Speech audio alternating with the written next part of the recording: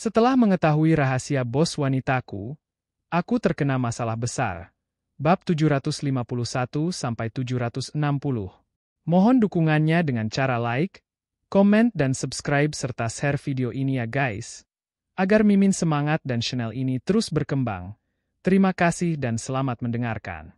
Alasan mengapa mereka tidak ingin Deon menjadi wali kelas C bukan karena takut Deon akan memenangkan taruhan, melainkan karena takut nyawa Deon berada dalam bahaya. Pada saat yang sama, kabar kedatangan kepala pengajaran dan penelitian baru di Didik Kasih juga menyebabkan kegemparan di sekolah tersebut. Bukankah ini nggak masuk akal? Pak Regi telah bekerja dengan baik selama bertahun-tahun, terus diganti begitu saja? Ditambah lagi yang menggantikannya adalah seorang bocah nakal. Apa yang dia ketahui tentang pengajaran dan penelitian? Ini namanya kacang lupa pada kulitnya. 3 profesor tua berkumpul di kantor sambil memukul meja dengan marah. Ayo pergi dan temui bocah itu. Ketiga profesor tua itu bergegas berjalan menuju kantor kepala pengajaran dan penelitian.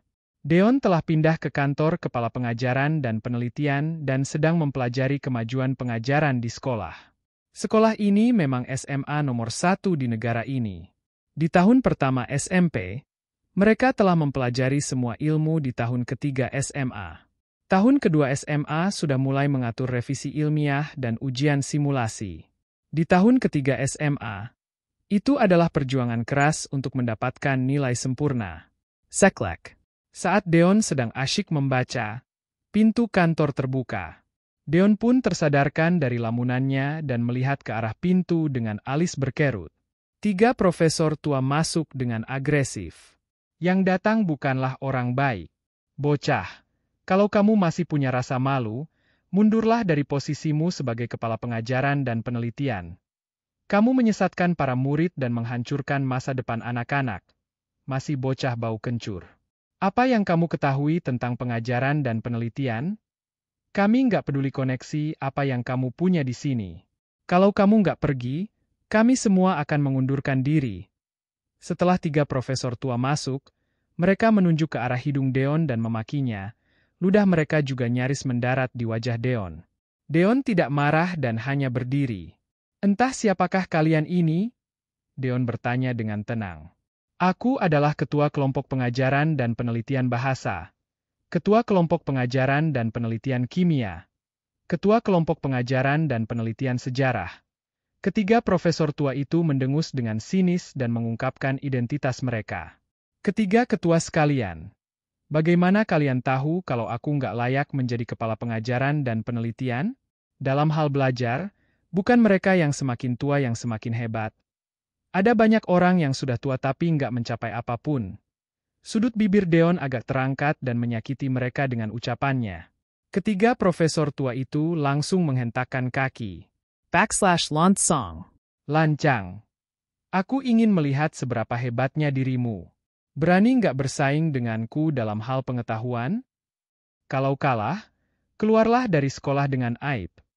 Ketua pengajaran dan penelitian kimia melompat dan berteriak. Mana mungkin aku nggak berani? Silakan masing-masing dari kalian ajukan pertanyaan. Deon mengangguk. Kabar ketiga ketua kelompok pengajar dan peneliti bekerja sama untuk mencari masalah bagi kepala pengajar dan penelitian yang baru sudah menyebar. Para guru sekolah bergegas pergi ke sana, bersiap untuk menyaksikan kegaduhan yang terjadi pada kepala pengajaran dan penelitian yang baru. Ketiganya adalah orang dengan reputasi tinggi di dunia pendidikan. Bagaimana seorang bocah bisa bersaing dengan mereka? Saat ini Deon berdiri di seberang semua guru sekolah. Lebih baik aku maju dulu supaya nggak membuang waktu. Dengan levelmu, kamu nggak akan bisa menanyakan pertanyaan yang berarti. Ketua kelompok pengajaran dan penelitian kimia mengayunkan tangan ke belakang punggung dan terlihat angkuh. Di luar kantor, terdengar suara tawa saat mendengar Deon akan bersaing dengan 3 ketua kelompok pengajar dan peneliti dalam ujian pengetahuan. Ini sama saja dengan mencari mati. Mempermalukan diri sendiri. Pertanyaan pertama. Ketua kelompok pengajaran dan penelitian kimia membacakan 10 pertanyaan dalam satu tarikan napas. Di luar kantor, semua guru kimia terlihat serius dan mengerutkan kening sambil berpikir. Bahkan mereka tidak akan bisa menemukan jawabannya dalam waktu singkat. Aku cuma bisa menjawab yang pertama dalam 10 pertanyaan. Pak Warno, berapa banyak yang bisa kamu jawab? Seorang guru pria parubaya yang mengenakan kacamata berbingkai emas bertanya kepada orang di sampingnya dengan suara rendah. Pak Sean, kamu sendiri cuma bisa menjawab 1. Terus apa gunanya aku memberitahumu? Aku nggak bisa menjawab 1 pun. Pak Warno berkata sambil tersenyum pahit. Pak Sean ini adalah salah satu dari 10 guru berprestasi tahun ini dan satu-satunya guru kimia di antara 10 guru berprestasi di negara ini. Sampai batas tertentu, bisa dikatakan kalau dia adalah guru kimia terbaik di negara Lordia. Semoga bocah nakal ini bisa mundur. Reputasi didik kasih terlalu besar dan bukanlah sesuatu yang bisa dia gapai. Pak Sean menggelengkan kepala dan raut wajahnya penuh dengan penghinaan terhadap Deon. Inikah level ketua kelompok pengajaran dan penelitian kimia di didik kasih? Akan tetapi setelah mendengarkan 10 pertanyaan ini, bibir Deon melengkung dan terlihat percaya diri. Semua orang naik pitam setelah mendengar kata-kata Deon. Sekarang masih berani bersikap keras kepala? Apalagi kemampuanmu selain sok tangguh? Kalau mampu, ayo jawab. Benar. Kulihat kamu nggak bisa menjawab 1 pun dari 10 pertanyaan ini. Semua orang berteriak. Anak muda, karena sekolah memperbolehkanmu masuk ke didik kasih, itu artinya kamu pasti punya level tertentu. Begini saja, kamu bisa mengundurkan diri dari posisi kepala pengajaran dan penelitian, lalu jadilah asistenku dan belajar dengan giat. Mungkin saja kelak kamu akan bisa menjadi ketua kelompok pengajaran dan penelitian kimia. Ketua kelompok pengajaran dan penelitian kimia berinisiatif untuk mengalah pada Deon. Seberapa kuat koneksi yang dimiliki untuk bisa menempati posisi kepala pengajaran dan penelitian melalui orang dalam? Dia tidak ingin menyinggung perasaan Deon dan hanya ingin memberitahu betapa buruknya keterampilannya. Siapa bilang aku nggak bisa menjawabnya? Deon malah menatapnya dengan bingung. Hal ini membuat ketua kelompok pengajaran dan penelitian kimia marah. Oke, kalau begitu jawablah. Aku malah ingin lihat seberapa hebatnya kamu. Begitu nggak tahu malu dan malah mempermalukan diri sendiri. Deon tiba-tiba tertawa. Dia mengambil papan tulis di kantor, kemudian meraih kapur dan mulai menulis dengan cepat. Dalam waktu kurang dari 10 menit, papan tulis sudah dipenuhi dengan tulisannya. Saat ini ketua kelompok pengajaran dan penelitian kimia tercengang. Ini. 10 pertanyaan ini telah dijawab oleh Deon. Ditambah lagi beberapa pertanyaan itu dijawab oleh Deon dengan menggunakan metode yang lebih mulus dari yang dia kira. Sebenarnya kimia adalah mata pelajaran terburukku. Deon berkata sambil tersenyum dengan rendah hati. Bibir ketua kelompok pengajaran dan penelitian kimia berkedut. Dia tidak bisa berkata-kata. 10 pertanyaan ini, terutama 2 pertanyaan terakhir adalah pertanyaan yang telah dia pikirkan habis-habisan. Juga bisa dikatakan kalau 10 pertanyaan ini mewakili level tertingginya. Deon telah menyelesaikannya dengan mudah. Bukankah itu berarti Deon memiliki pengetahuan kimia yang lebih dalam dikatakan kalau 10 pertanyaan ini mewakili level tertingginya? Deon telah menyelesaikannya dengan mudah. Bukankah itu berarti Deon memiliki pengetahuan kimia yang lebih dalam daripada dirinya? Terlebih lagi, ternyata kimia adalah mata pelajaran terburuk Deon. Seketika itu juga dia ingin memuntahkan darah. Profesor Charlie, jawabannya benar enggak? Pak Sean tidak hanya tidak bisa menjawabnya, tetapi juga tidak bisa memahami langkah Deon dalam menyelesaikan soal tersebut. Profesor Charlie, sang ketua kelompok pengajaran dan penelitian kimia mengangguk dengan susah payah. Duar. Penonton langsung heboh. Ternyata pemuda yang masih bau kencur ini menyelesaikan pertanyaan yang diberikan oleh Profesor Charlie. Tidak. Pasti Profesor Charlie yang telah mengalah pada Deon. Jangan terlalu cepat membanggakan diri. Ini saatnya kamu mengajukan pertanyaan. Aku yakin gak peduli pertanyaan apa yang kamu ajukan, Profesor Charlie pasti bisa menjawabnya dengan mudah. Di tengah kerumunan, ada orang yang berteriak kepada Deon. Kalau begitu, silakan Profesor Charlie lanjutkan. Sudut bibir Deon agak terangkat. Dia menghapus langkah-langkah untuk menyelesaikan pertanyaan di papan tulis dan menuliskan 10 pertanyaan tanpa jeda. Nggak cuma Profesor Charlie, tapi kalau semua guru yang hadir bisa menyelesaikan salah satu pertanyaan ini, aku akan langsung mengundurkan diri sebagai kepala pengajaran dan penelitian. Deon meletakkan kapur dan berkata dengan bangga. Sontak seluruh guru kimia yang hadir sangat marah. Mereka adalah guru kimia terbaik di negeri ini. Mereka diremehkan oleh seorang anak muda. Semua guru kimia berkumpul di depan papan tulis dan mereka pasti akan menjawab 10 pertanyaan ini tanpa ragu. Akan tetapi, mereka langsung tertegun di tempat. 10 soal ini memang merupakan ruang lingkup ilmu kimia SMA. Akan tetapi, mereka tidak tahu. Waktu berlalu menit demi menit. Akhirnya suara Profesor Sean yang agak kewalahan terdengar. Kami kalah. Profesor Sean agak kecewa dan berbalik untuk pergi. Aku akan maju untuk mengujimu. Ketua kelompok pengajaran dan penelitian bahasa mendengus sinis sebelum melangkah maju. Tidak lama, dia membacakan 10 pertanyaan yang telah dia persiapkan. Deon menjawabnya satu persatu tanpa berpikir panjang.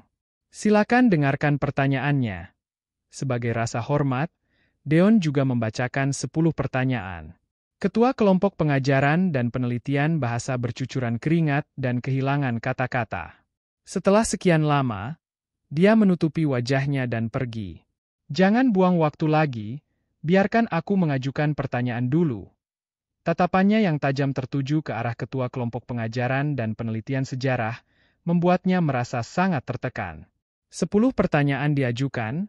Ketua kelompok pengajaran dan penelitian sejarah juga tidak bisa menjawab satu pun pertanyaan.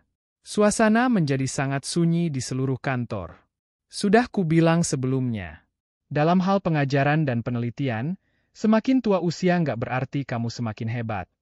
Kalau ada orang lain yang keberatan, silakan datang untuk bersaing denganku. Deon duduk dengan begitu megah dan menatap semua orang dengan dingin. Semua orang terdiam. Fakta sudah berbicara sendiri. Setidaknya tidak ada seorang pun di sini yang bisa menjadi lawan Deon dari segi pengetahuan. Karena nggak ada yang keberatan. Semuanya kembalilah dan bekerja. Sudah nggak ada yang bisa dilakukan. Kan? Kalian punya waktu untuk menyaksikan keributan. Kenapa nggak belajar lebih banyak? Dengan level kalian nggak akan bisa mengerti walaupun aku memberikan jawabanku. Deon memberi teguran, tetapi tidak ada yang bisa membantahnya. Semua orang pergi dengan putus asa. Persaingan ini pun membuat Deon menjadi terkenal di Didik Kasih. Setelah persaingan ini, tidak ada yang berani meremehkannya. Setidaknya guru manapun yang bertemu dengan Deon di jalan harus memberi jalan dengan patuh dan menundukkan kepala serta memanggilnya Pak Din. Setelah Lin Ho mengetahui keseluruhan ceritanya, dia pun tersenyum pahit. Dia masih belum sempat menunjukkan kekuasaannya kepada Deon, tetapi Deon telah memberi para guru sekolah sebuah kehebohan kecil. Kirimkan surat pengangkatan kepada Pak Deon. Lin Ho memanggil sekretaris dan berkata padanya. Sekretaris mengambil surat pengangkatan itu dan terlihat agak aneh setelah melihat isinya. Dendam macam apa ini? Ternyata dia menyuruh Deon menjadi wali kelas C. Jadi saat sekretaris menatap Deon, tatapannya penuh dengan belas kasihan. Pak Din, ini surat pengangkatanmu. Pak Lin Ho memintaku untuk memberitahumu semoga besok kamu bisa mengambil alih. Sekretaris itu berkata sambil menyerahkan surat pengangkatan kepada Deon. Nggak perlu besok, sekarang aku akan mengambil alih. Deon berkata sambil mengambil surat pengangkatan itu. Sekretaris itu tertegun sejenak, lalu memaksakan senyuman kaku. Kalau begitu, semoga beruntung, Pak Din. Setelah berbicara, sekretaris itu bergegas pergi. Deon menatap punggung sekretaris itu dengan curiga. Entah apakah dirinya salah lihat atau tidak. Tetapi dia merasa ada yang aneh dengan cara sekretaris ini menatapnya. Yang diserahkan Lin Ho kepada Deon adalah kelas 37 SMA. Satu-satunya kelas C di tahun ketiga SMA. Begitu berjalan ke koridor, Deon mendengar suara berisik. Harus diketahui kalau sekarang adalah waktunya kelas. Deon mengerutkan kening dan berjalan keluar ruangan kelas 37. Semua jendelanya ditutupi kertas dinding hitam, sehingga mustahil untuk melihat apa yang terjadi di dalam. Deon berjalan ke pintu dan memutar knob. Tidak bisa diputar. Dia mengetuk pintu. Kebisingan di dalam masih ada dan tidak ada yang membukakan pintu untuknya untuk waktu yang lama. Deon menendang pintu hingga terbuka. Saat melihat adegan di dalam, Deon agak terkejut meski sudah terbiasa dengan adegan besar. Di ruang kelas, seorang guru dengan setelan jas memiliki selotip yang melilit tubuhnya dan diikat ke kursi. Pakaian di tubuhnya compang-camping dan banyak kancingnya yang hilang. Seorang siswa naik ke panggung sambil memegang air mineral dan menuangkannya ke kepala guru. Seorang siswa memegang cambuk dan memukul gurunya. Ada robekan buku di seluruh lantai. Di bawah ada beberapa pasangan yang berciuman. Begitu mesranya sampai tangan diletakkan di bawah rok. Apakah ini masih disebut pelajar? Mereka hanyalah sekelompok bandit. Apakah hukum masih berlaku? Deon naik pitam dan menarik siswa yang berdiri di atas panggung. Siapa kamu? Siswa itu melemparkan botol air mineral ke arah Deon dan memaki. Deon mengambil cambuk dari tangan siswa lain dan mencambuknya dengan keras sampai terjatuh ke atas panggung. Brak! Panggungnya hancur dengan satu cambukan. Sontak seluruh siswa kaget. Pasangan siswa yang sedang berciuman melepaskan tangan mereka yang saling bertautan. Izinkan aku memperkenalkan diri. Aku wali kelas baru kalian, Dean. Dalam kurun waktu berikutnya, aku akan merombak kalian dengan benar supaya kalian para sekumpulan sampah masyarakat berubah menjadi orang baru. Deon berkata dengan nada dingin dan raut wajahnya kelam. Para siswa menatap Deon dengan tatapan kosong. Saat berikutnya, seluruh kelas tertawa. Kamu mabuk, ya? Kalau mau jadi mainan kami, kamu bisa terus tetap tinggal di sekolah ini. Kalau enggak, percaya atau enggak kami akan membuatmu berkemas dan enyah dari sini. Aku bisa membuatmu mustahil untuk bertahan hidup di seluruh negara Lordia cuma dengan satu panggilan telepon. Mau coba? Beberapa siswa melompat ke atas meja sambil menunjuk ke arah hidung Deon dan memaki. Dion Mensaber Dan Melapaskan Tali Yong Menjakat Guru. Pak, silakan pergi dulu. Aku akan mengurus mereka, Deon berkata padanya. Guru itu menatap Deon dan ragu untuk berbicara. Jangan khawatir, aku ada di sini. Deon menepuk pundaknya. Tenangkanlah diri, nggak akan ada yang terjadi. Guru itu berkata dengan suara rendah sebelum lari tunggang langgang. Setelah guru itu pergi, Deon menutup pintu dan menguncinya. Begitu pandai mempermainkan orang? Kalau begitu, biarkan aku bermain dengan kalian. Deon mencibir dan berdiri di atas panggung. // main Petung-Petungan. Kalau bisa sampai di tempatku, kalian bisa melakukan apapun yang kalian mau padaku. Kalau ketahuan bergerak, kalian harus menerima hukumanku. Deon berkata sambil menyipitkan mata. Para siswa kelas 37 SMA merasa agak aneh. Ternyata guru ini berani memprovokasi mereka. Minarik. Aku akan bermain denganmu. Saat ini seorang pemuda tampan berdiri. Sejak Deon masuk, dia memainkan ponselnya dengan kepala tertunduk. Hanya untuk melihat siswa itu mengeluarkan pistol dan peluru dari laci. Deon mengangkat alisnya. Siapa lagi yang mau ikut? Para siswa berdiri satu persatu. Deon berbalik. 1, 2, 3, patung. Deon berbalik dan semua siswa tidak bergerak. Akan tetapi, pistol sudah ada di tangan pemuda tampan itu. Tangannya yang lain memegang peluru. Tatapan Deon menyapunya dengan tenang. 1, 2, 3, patung. Saat Deon berbalik lagi, peluru sudah dimasukkan ke dalam pistolnya, tetapi dia belum sempat mematikan pengamannya. 1, 2, 3, patung. Kali ini siswa itu membuka pengaman dan meletakkan jarinya di pelatuk. 1, 2, 3, patung. Deon berbalik. Semua siswa menatapnya dengan angkuh. Pistol di tangan siswa itu diarahkan ke jantung Deon. Sudut bibirnya melengkung dan dia berkata, "Dor," lalu pelatuknya ditarik. Peluru itu ditembakkan ke arah jantung Deon. Deon tidak bergerak seolah ketakutan. Hahaha. Para siswa tertawa dengan senyuman mengerikan di wajah mereka. Tepat saat peluru hendak menembus jantung Deon, dia meraih peluru itu dengan tangannya yang lebar. Seluruh tempat terdiam. Mata siswa itu melebar dan dia menatap Deon dengan terkejut. Lalu Deon membuka telapak tangannya. Sebuah peluru meluncur dari telapak tangannya. Kalian semua baru saja bergerak. Deon berkata dengan suara rendah, melangkah menuju siswa tampan itu. Pemuda itu berteriak ketakutan dan lari. Monster apa ini? Mengerikan sekali bisa mengambil peluru dengan tangan. Akan tetapi, siswa itu langsung ditangkap Deon begitu mengambil langkah. Siswa itu mengangkat pistol dan berulang kali menarik pelatuknya ke kepala Deon. Deon memiringkan kepalanya dari sisi ke sisi dan menghindari semua peluru. Kemudian, Deon meraih pistol di tangan siswa itu dengan tangan kosong dan menghancurkannya menjadi bola besi rusak dengan mudah. Mari kita mulai dengan kamu menjadi yang pertama menerima hukuman. Deon mengulurkan tangan dan kakinya yang kejam, kemudian mematahkan seluruh sendi siswa itu. Siswa itu berteriak dengan menyedihkan. Teriakan ini bahkan menarik perhatian orang-orang dari kelas lain. Guru di kelas lain ingin membuka pintu kelas, tetapi telah dikunci oleh Deon. Dia terpaksa melapor kepada kepala sekolah. Tidak lama, Linho tiba bersama para pimpinan sekolah. Profesor Dean, apa yang terjadi di dalam? Cepat buka pintunya. Profesor Dean, buka pintunya. Linho menggedor pintu kelas dengan cemas. Akan tetapi, Deon tidak peduli. Dia melemparkan anak itu ke lantai dan berjalan menuju siswa lainnya. Para siswa berteriak ketakutan seolah telah melihat hantu. Dobrak pintunya.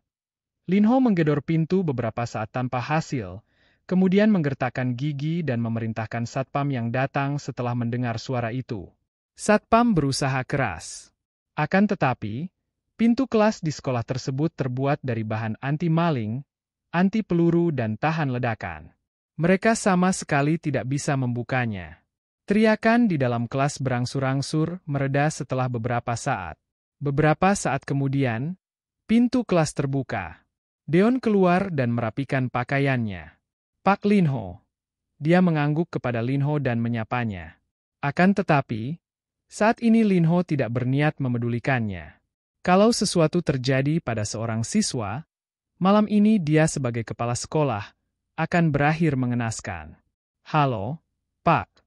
Di dalam kelas, para siswa duduk rapi di tempat masing-masing dengan senyuman antusias di wajah dan berteriak serempak. Linho menggosok matanya dan merasa seolah telah melihat hantu. Deon juga masuk dan berdiri di samping Linho. / Halo Pak Dean. / para siswa berteriak serempak lagi. Pak Dean, apa yang kamu lakukan terhadap mereka? Linho menatap Deon dengan tercengang, wajahnya penuh dengan ketidakpercayaan. Aku nggak melakukan apapun, cuma melakukan obrolan ramah dengan mereka.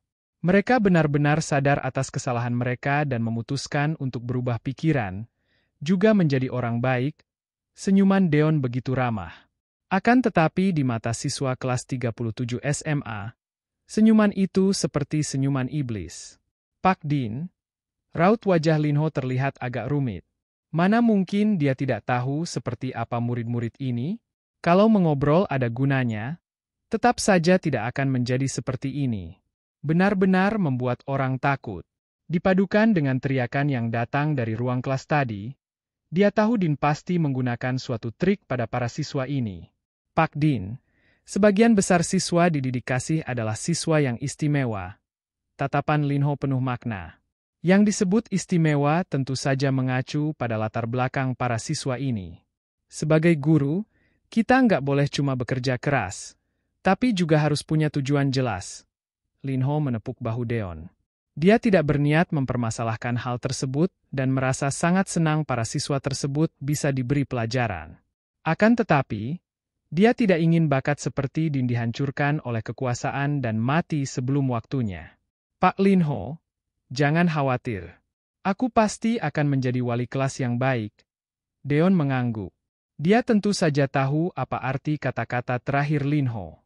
Akan tetapi meski menggunakan identitas Dean, Deon memiliki kepercayaan diri untuk menangani semua yang dia hadapi.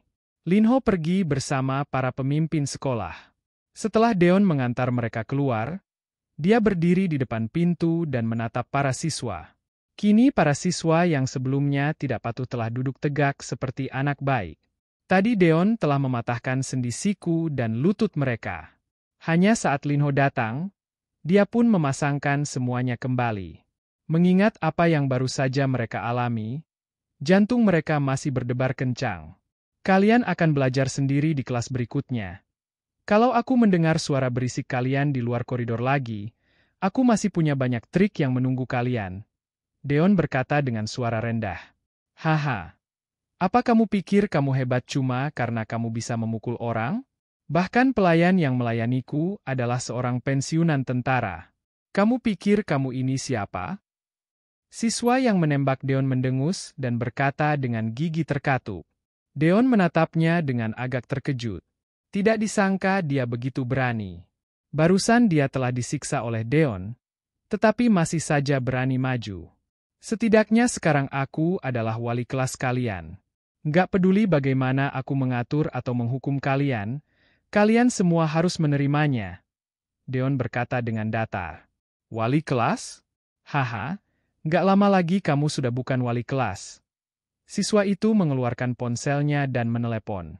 Bu, aku mau memecat wali kelas kami. Sekarang juga? Mata siswa lain berbinar. Benar? Mereka tidak bisa mengalahkan Deon, jadi mereka bisa menyuruh keluarga memaksa sekolah untuk memecatnya. Ini bukan pertama kalinya mereka menggunakan cara ini. Setiap kali mereka tidak suka dengan guru di kelas, Linho akan segera memecat guru tersebut selama mereka memberikan tekanan pada sekolah secara serempak. Ini juga yang menjadi alasan mengapa beberapa guru mata pelajaran membiarkan para siswa menindas mereka. Butuh banyak usaha untuk bisa masuk ke didik kasih, jadi cukup bertahan dan mereka bisa melaluinya. Akibatnya siswa mulai melakukan panggilan telepon. Akan tetapi, kali ini mereka langsung mendapatkan balasan. Linho menolak dan bertekad untuk tidak memecat guru kelas murahan mereka. Para siswa tercengang. Mungkinkah guru kelas mereka telah menguasai Linho?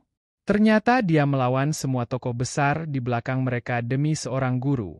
Semua siswa menatap siswa tampan itu dengan raut wajah muram. Kalau Deon menjadi wali kelas mereka, bagaimana mereka bisa mendominasi sekolah?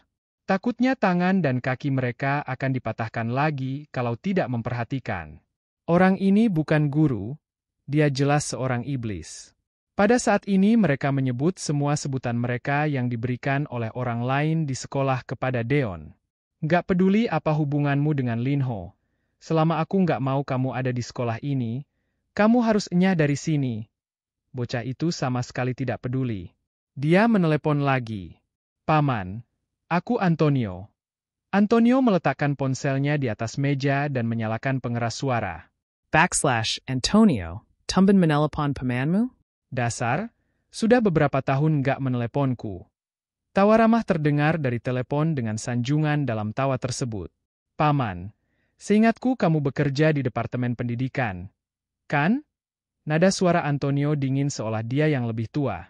Berkat ayahmu, aku baru saja dipromosikan menjadi wakil kepala Departemen Pendidikan tahun ini yang bertanggung jawab atas personalia. Saat membicarakan ini, suara di ponsel terdengar berseri-seri. Benar. Aku ingin kamu membantuku mencabut sertifikat kualifikasi mengajar seorang guru di sekolah kami dan mengeluarkannya dari tenaga pengajar. Antonio menatap Deon dengan angkuh dan tatapannya penuh dengan provokasi. Kenapa begitu? Paman Antonio tertegun sejenak dan bertanya dengan bingung. Dia memukulku. Antonio berkata dengan nada dingin.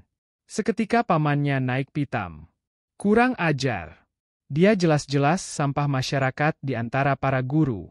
Siapa namanya? Tenang saja, paman pasti akan mengeluarkannya. Sepertinya namanya Dean. Antonio berkata. Jangan khawatir. Paman akan segera mengeluarkan kambing hitam ini dari tenaga pengajar.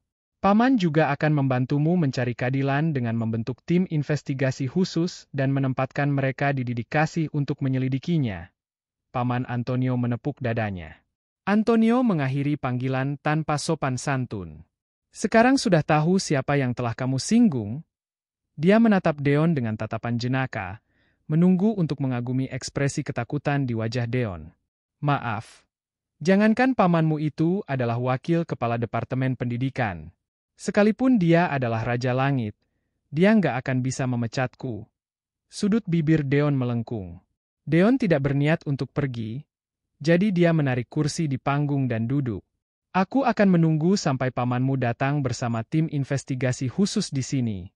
Setelah mengatakan itu, Deon mengeluarkan ponsel dan memainkannya. Belum terlambat bagimu untuk kabur dari sini. Kalau enggak, nanti kamu akan tahu apa yang disebut nggak ada yang membantumu saat berada dalam kesulitan.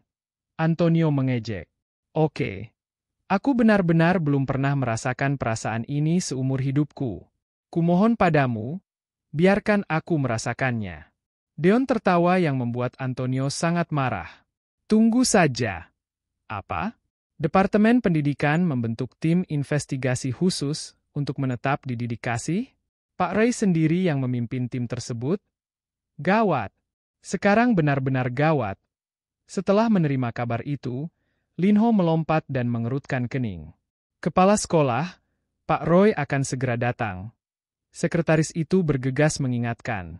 Linho menarik napas dalam-dalam dan berjalan menuju gerbang sekolah dengan langkah cepat. Takutnya setelah ini dia tidak akan bisa melindungi Dean. Linho berpikir. Kunjungan Pak Ray ke dedikasi benar-benar merupakan kehormatan bagi kami. Dengan senyuman ramah di wajahnya, Linho berjalan cepat menuju ke arah Ray dengan tangan tertangkup. Akan tetapi, Roy memasang raut wajah dingin dengan tangan di belakang punggung tanpa berjabat tangan dengan Linho dan melewatinya sebelum memasuki gerbang sekolah. Linho merasa getir dan bergegas mengikutinya. Pak Roy, kurasa mungkin ada kesalahpahaman. Untuk mempermasalahkannya, Linho berkata dengan suara rendah. Salah paham? Sekarang didik kasih sudah begitu hebat sampai guru berani menghajar siswanya? Roy mencibir. Kalau ayah Antonio mengetahui anaknya telah dipukuli di sekolah dan dia sebagai wakil kepala departemen pendidikan tidak melindunginya, takutnya dia akan dikuliti hidup-hidup. Benar-benar mustahil hal seperti itu bisa terjadi. Linho menepuk dadanya. Sebelum keluar untuk menyambut Roy, dia sudah meminta seseorang untuk menghapus video pengawasan kelas 17. Ini adalah satu-satunya hal terakhir yang bisa dia lakukan untuk membantu Dean. Jangan bicara omong kosong. Mana kelas 37 SMA? Bawa aku ke sana. Roy berteriak dengan nada dingin. Linho menghela napas dan terpaksa memimpin Roy beserta tim investigasi khusus ke kelas 37 SMA. Saat Roy masuk ke kelas 37 SMA, di panggung ada seorang pemuda yang sedang duduk di kursi. Ada juga seorang pria parubaya berseragam militer berdiri di depannya yang tersenyum lebar. Roy tercengang. Pemuda itu tentu saja adalah Deon yang mengubah dirinya menjadi Dean dan Roy tentu saja tidak akan mengenalinya. Akan tetapi, pria parubaya yang berdiri di depan Deon benar-benar tidak asing baginya. Roy tidak memenuhi syarat untuk mengenal orang ini, tetapi dia bisa melihatnya di TV sesekali. Orang ini adalah Menteri Pertahanan. Meskipun Departemen Pendidikan dan Kementerian Pertahanan memiliki level yang sama, orang itu adalah pejabat penuh waktu, sementara Ray sendiri hanyalah salah satu dari 6 wakil. Terlebih lagi karena sifat khusus dari fungsinya, Kementerian Pertahanan tentu saja satu tingkat lebih tinggi dari Departemen Pendidikan. Selain itu, orang ini adalah anggota penuh waktu Kementerian Pertahanan dan salah satu tetua meja bundar. Ketua Hans, kok kamu ada di sini? Roy bergegas mendekati Ketua Hans dan menyapanya dengan hormat. Oh, aku tahu kalau teman lamaku akan datang, jadi aku datang ke sini untuk memberi penjelasan. Pak Roy, apa kamu membawa begitu banyak orang ke sini karena ada tugas resmi? Jangan mengkhawatirkan aku. Pergi saja dan lakukan pekerjaanmu. Ketua Hans berkata sambil melambaikan tangannya. Ketua Hans, Pak Ray datang untuk mencariku. Halo Pak Ray. Aku Dean, wali kelas 37 SMA. Deon bahkan tidak berdiri dan tetap duduk di kursi sambil berkata pada Roy. Biber Roy Berkadat. Ketua Hans berbicara sambil berdiri, sementara kamu berbicara sambil duduk. Lalu kamu memberitahuku kalau kamu adalah wali kelas di kelas 37 SMA? Apakah aku yang gila atau dunia ini yang gila? Profesor Dean, kamu bilang dia datang ke sini untuk mencarimu? Apa yang terjadi? Ketua Hans mengerutkan kening dan bertanya dengan suara rendah. Ada seorang anak di kelas yang merupakan keponakan Pak Roy. Aku memberi mereka hukuman fisik karena mereka nggak patuh, tapi Pak Roy ingin mencabut sertifikat mengajarku dan memimpin tim untuk menyelidikiku. Deon tersenyum dan berkata dengan datar. Ketua Hans sangat marah. Omong kosong. Kalau seperti ini, siapa lagi yang berani menjadi guru? Roy, kamu benar-benar keterlaluan. Profesor Dean adalah seorang sarjana yang tak tertandingi. Kok bisa-bisanya kamu malah menindasnya seperti ini? Aku akan mengemukakan apa yang telah kamu lakukan di rapat meja bundar. Aku sendiri yang akan mengangkat masalah personaliamu. Roy langsung jatuh terkulai ke lantai. Sebagai Menteri Pertahanan, Ketua Hans jarang ikut campur dalam urusan administratif karena kerahasiaan identitasnya. Akan tetapi begitu dia turun tangan, para tetua meja bundar lainnya akan memberinya perhatian dan tidak akan mengabaikannya begitu saja. Kalau Ketua Hans langsung mengangkat masalah ini, bahkan ayah Antonio pun tidak akan berani menolaknya. Kali ini semuanya sudah tamat. Siapa sangka seorang guru bisa memiliki status yang begitu tinggi? Sebelumnya, Antonio masih belum sadar sejak Ketua Hans memasuki ruang kelas. Dia memiliki latar belakang keluarga paling kuat di kelas ini. Setidaknya itulah dilihat dari luar. Antonio juga pernah bertemu dengan Ketua Hans. Saat masih kecil, ayahnya mengajak Antonio mengunjungi rumah Ketua Hans. Saat Ketua Hans masuk ke ruang kelas, dia berdiri untuk menyapa. Akan tetapi, Ketua Hans benar-benar mengabaikannya dan langsung berjalan ke arah wali kelas iblis. Antonio benar-benar tercengang. Siapa orang ini? Begitu galak dan masih bisa menjadi seorang guru. Ketua Hans, kuserahkan dia kepadamu. Jangan menghalangiku memberikan pelajaran. Kali ini setelah pulang, aku cuma ingin membina lebih banyak orang untuk masa depan negara Lordia. Akhirnya saat ini Deon berdiri. Profesor Dean, kamu bisa mengajar dengan tenang. Aku nggak akan membiarkan siapapun mengganggumu, tapi kuharap kelak kamu bisa pergi ke Departemen Senjata dan Peralatan untuk memberi bimbingan saat ada waktu. Ketua Hans bergegas menganggukkan kepala. Sama sekali bukanlah hal yang berlebihan untuk menyebut orang yang ada di depannya disebut sebagai cendekiawan nasional yang tak tertandingi. Saat ini pada dasarnya senjata tercanggih yang dilengkapi oleh negara Lordia menerapkan hasil penelitiannya. Bahkan ada yang memiliki gambar dan teknologi yang diberikan langsung olehnya. Tanpa Dean, senjata dan perlengkapan negara Lordia setidaknya akan tertinggal satu generasi. Aku akan pergi saat ada waktu.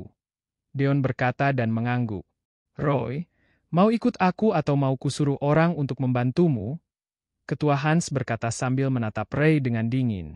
Roy berdiri dari lantai dengan gemetar, kemudian mengikuti Komandan Ye dan pergi dengan putus asa. Linho berdiri di sana dengan linglung. Situasi ini juga berubah terlalu cepat. Pada akhirnya masih ada identitas dan latar belakang Profesor Dean apalagi yang tidak dia ketahui? Linho tahu Dean tidak akan memberitahunya meskipun dia bertanya. Yang perlu dia ketahui hanyalah mulai sekarang Dean akan menjadi penguasa tertinggi di dikasih. Pak Linho, kamu kembalilah. Nggak akan ada masalah dengan aku di sini. Deon berkata. Linho terbangun dari lamunannya dan mengangguk sebelum pergi dengan patuh. Terimalah kenyataan. Mulai sekarang aku akan menjadi wali kelas kalian dan nggak ada yang bisa mengusirku. Kalian tentu saja juga bisa menggunakan koneksi kalian seperti dia. Tapi sebelum melakukan itu, pikirkan apakah orang tua kalian sekuat Ketua Hans tadi. Sudut bibir Deon terangkat saat melihat sekelompok anak-anak yang terlihat sangat sedih ini. Ada suara ratapan terdengar di kelas. Sekarang sebagai wali kelas, Aku meminta kalian untuk meningkatkan nilai kelas sebesar 30% dalam ujian seminggu lagi. Siapapun yang mengacau, aku akan membuat kalian menyesalinya. Aku nggak akan menghukum kalian secara fisik lagi, tapi aku bisa membuat kalian kehilangan segalanya dalam sekejap, termasuk status sosial dan kekayaan ayahmu. Coba saja kalau nggak percaya. Setelah mengatakan itu, Deon berbalik dan meninggalkan kelas.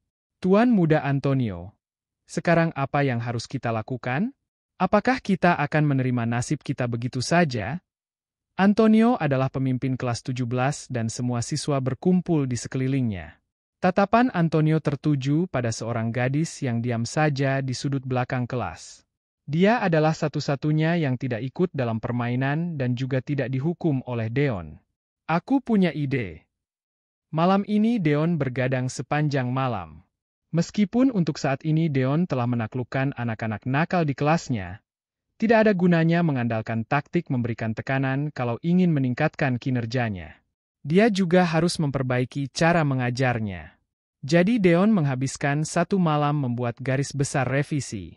Tidak, mungkin tidak tepat kalau menyebutnya garis besar revisi. Bagi anak-anak yang mengikuti ujian sepanjang tahun, itu hanya bisa disebut sebagai silabus belajar. Untung saja nilai dasar mereka sangat rendah. Selama mereka belajar dengan baik sesuai rencana Deon, tidak sulit untuk meningkatkan nilai keseluruhan mereka sebesar 30% dalam waktu 1 minggu. Setelah bergadang semalaman, keesokan paginya Deon masih muncul di kelas dengan semangat tinggi. Pelajaran pertama hari ini adalah kelas matematika Deon. Selain wali kelas, Deon juga menjabat sebagai guru matematika kelas 17. Karena hal ini, mantan guru matematika kelas 17 bahkan menelepon Deon dan mengucapkan terima kasih yang sebesar-besarnya melalui telepon. Sekarang kelas dimulai. Deon berdiri di atas panggung dan semua siswa berdiri. "Halo, Pak Guru!" Para siswa berteriak serempak. Deon mengangguk dengan puas, tetapi dia langsung mengerutkan kening. "Mana Antonio dan Karina?" Tadi malam Deon meluangkan waktu untuk menghafal nama dan penampilan siswa di kelas. "Lapor pada Pak Dean, mereka nggak datang." Seorang siswa berdiri dan berkata dengan suara lantang. "Kalian belajar matematika SMA sendiri dulu." Deon mengeluarkan ponselnya dan berjalan keluar kelas.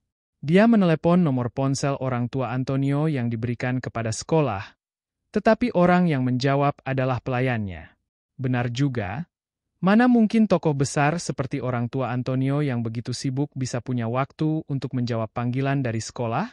Akan tetapi, jawaban yang diterima Deon adalah sopir keluarga telah mengantar Antonio ke sekolah pagi-pagi sekali. Keluarga Karina mendapat jawaban yang sama. Mungkinkah mereka berdua membolos setelah sampai di sekolah? Deon pergi ke ruang pengawasan dengan marah. Dia memutar ulang video dengan kecepatan 16 kali lipat. Tidak lama, Antonio dan Karina muncul di layar. Karina datang ke gerbang sekolah lebih dulu. Antonio juga tiba hanya dalam beberapa saat. Dia memanggil Karina dan keduanya mengobrol di gerbang sekolah. Sopir keduanya tidak mengganggu mereka dan pergi dengan tenang. Saat berikutnya, sebuah van tiba-tiba berhenti di gerbang sekolah. Kemudian, pintu mobil terbuka dan beberapa pria bertopeng bergegas keluar. Dengan kecepatan kilat, mereka membungkam mulut dan hidung keduanya dengan sapu tangan sebelum menyeret mereka ke dalam van. Mana satpamnya? Siswa diculik tepat di gerbang sekolah. Apakah satpam cuma dibayar tanpa bekerja? Setelah melihat pengawasan, Deon bertanya dengan marah. Kapten satpam bermandikan keringat. Dia bergegas menelepon satpam yang bertugas di pagi hari dan menemukan pada saat yang sama dengan kejadian tersebut. Beberapa pencuri mencoba menerobos pintu belakang sekolah. Para satpam pun pergi untuk menangani mereka. Ini jelas sekali merupakan aksi geng yang telah direncanakan. Saat ini ponsel Deon menerima pesan. "Mau menyelamatkan murid-muridmu? Siapa kamu?" Mata Deon menyipit dan dia langsung menjawab. "Mau atau enggak?" Deon menerima pesan lain dan orang tersebut tidak menanggapi pertanyaannya. "Mau apa kamu?" Deon bertanya. "Kalau mau menyelamatkan mereka, Pergilah ke pabrik Jugo di pinggiran utara kota Risan sekarang juga. Pesan dikirim lagi. Tidak peduli berapa banyak pesan yang dikirim Deon, orang tersebut tidak membalas lagi.